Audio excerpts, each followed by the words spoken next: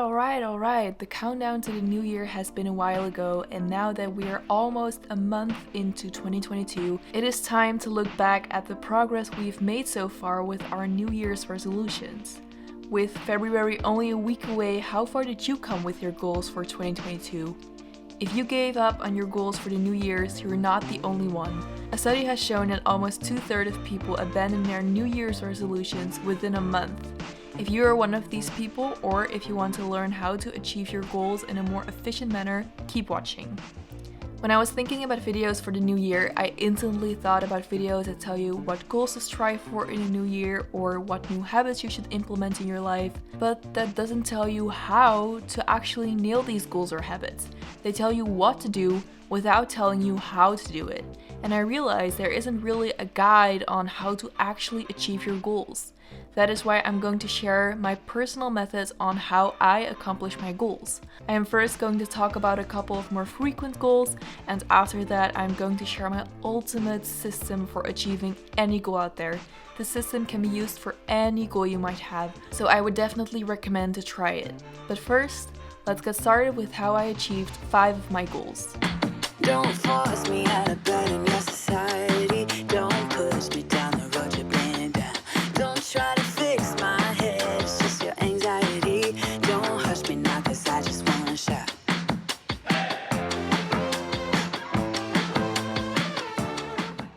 The first thing I want to do is talk to you about healthier eating, and I want to do that in the kitchen, and I can kind of show you what's in my kitchen, what I do and what I don't do, and so you can get an idea of how I achieve my goal of healthy eating. But first I want to talk to you about what healthy eating actually is, because what healthy eating is to me might be totally different to what is healthy eating to you.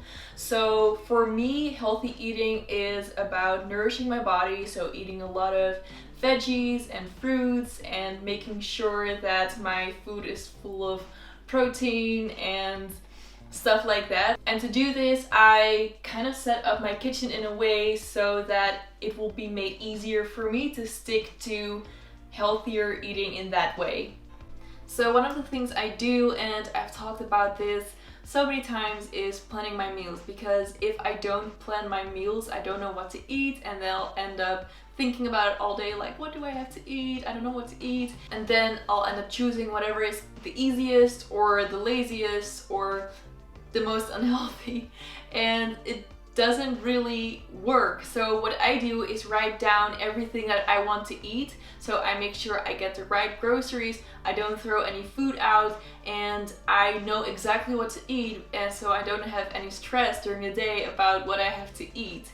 And because I do this, I can also choose a more balanced lifestyle. So on one day I'll eat pasta, and then on the next I'll eat rice, etc. Doing that, I make sure that I eat balanced and also healthy at the same time. So if I write down that I want to eat a very healthy pasta, I'll be more likely to eat it than if I wouldn't do it.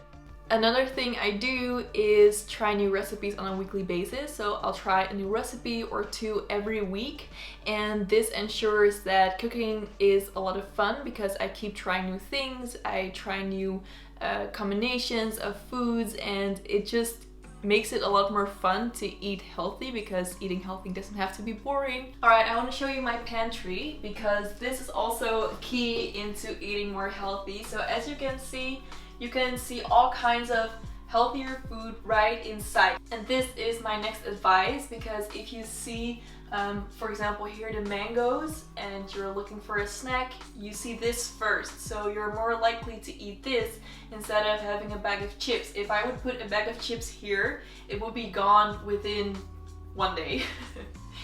So I have a box that is filled with snacks for whenever I'm feeling more snacky. It's right here.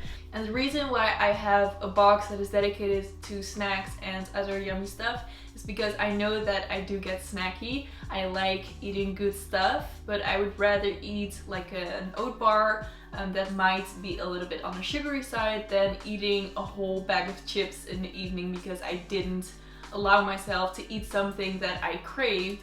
So I have a box full of snacks that I can just grab at any time that I want, and I still keep up with healthy eating. There is always room for improvement, and that's why it's not strange to have a goal for yourself that you want to grow more, that you want to have more self-growth. The thing with self-growth is that it's a super broad term, so there are so many things that could count as self-growth, such as journaling or reading or learning a new language or whatever you want to do. And that is why it is important to pick an activity that will contribute to your self-growth, such as journaling or meditating or writing down 3 things you're grateful for, or whatever it is you want to do. And second of all, you also need to make time for it. So you need to schedule it in daily. If you don't do it, you won't actually do it, because every day is busy for everybody. Day in and day out, you will be busy. So if you don't schedule in a certain time frame in which you get to improve yourself, you're not going to get to it. Do you want to boost your productivity and improve yourself in just 15 minutes a day? I can highly recommend the app Headway. Headway is an app with over 1,000 of summaries of non-fiction bestsellers like The Miracle Morning, Deep Work, Hyperfocus, The Pomodoro Technique, The 5-Second Rule, and more. The idea behind it is simple. Spend only 15 minutes a day to get the key insights of the books. With only 15 minutes a day, you get to implement a beneficial habit in your life of bettering yourself one book at a time. Headway has summaries of books about various topics like productivity, self-growth, psychology, success, and more. It also has challenges to keep you motivated to keep learning more. You can either read the summaries or listen to the content and insight of the book. Headway has become a part of my daily routine. I work on my self-growth in an easy and fun way. You can find a link in my description box to Headway so you can try it yourself. Thank you, Headway, for sponsoring this video. Don't make me dance to the tune that you're humming. No, my body don't move like that. Don't make me pretend I don't see a shortcoming. Okay, so this next part is about organizing, and I'm not talking about organizing in the sense of, being organized in your studies or in work, but I mean like in your household. So making sure that your house is nice and tidy and that everything is clean, and because everything is clean, you feel more at ease in your own home. Believe it or not, I am not a very tidy person. I often struggle with being organized and being tidy in my own home. So I often have like clothes laying on the floor and stuff like that. And it bothers me at the one hand, but at the other hand, I can't help it. I guess it's just in my nature to not be a very tidy person. So what I did to change that is to have a dedicated 5 to 10 minutes in my morning where I just go and tidy everything that I see in my home. So everything that's just laying around, I'll just grab it and put it in its designated place, especially like dishes and my desk and things like that. And it makes a really big difference because just those 5 minutes of tidying really make your home feel so much more neat and better and more clean, and it just helps with my overall feeling. And another thing I do is make sure that I have a dedicated day for the bigger tasks, such as cleaning a bathroom or changing my bed sheets. Those are things that I don't do every day, and I couldn't fit them in 5 minutes that I clean my house every morning. So I do them on mostly Sunday, and then I just clean my whole house and make sure that everything is nice and clean. And this really helps to keep everything nice and tidy, and it really helps me to get a peace of mind. I wanna say something, but you are all that I see. You got dynamite, that smile's gonna be the end of me. I bet you taste like chocolate. Can I have it for free? I have never been the sporty girl or the athletic girl, and for most of my life, I've had a general dislike for any sport out there. However, as I got older, I understood the importance of exercising regularly, and I had to find a way to turn this into a healthy habit. What I did to get there was redefine my definition of exercise. Contrary to what I always believed, working out doesn't have to mean spending 2 hours in the gym absolutely destroying your body. I started to look at the meaning of exercise in a bigger way. Any type of movement counts towards the goal of a healthy body, even a 20-minute walk. I would much rather do one workout and 3 walks than just do the one workout.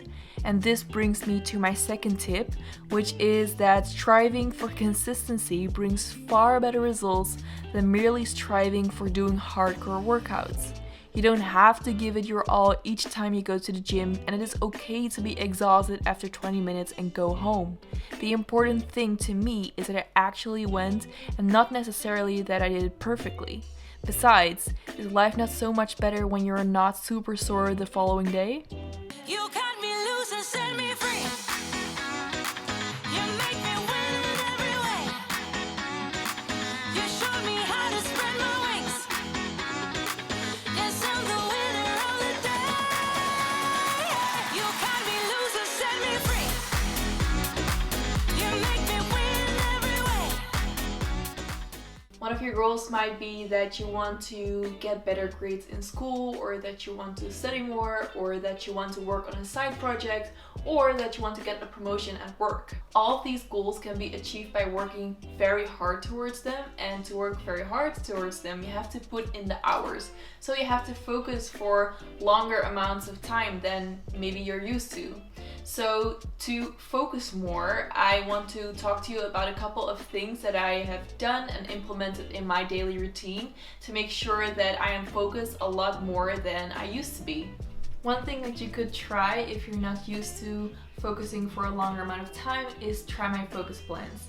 I've created my focus plans myself and I upload them once in a while, and you can use that as kind of a template in order to build a habit out of focusing for a longer amount of time. The focus plan says that you have to, for example, work or study for 45 minutes and then take a 15-minute break, and then at the end of the day you have studied for 2 to 4 hours a day, and then when you add all of those things up, by the end of the week you have studied for a lot of hours, or you've worked for a lot of hours. All of those hours count and they will add to something a lot bigger, namely achieving your goal.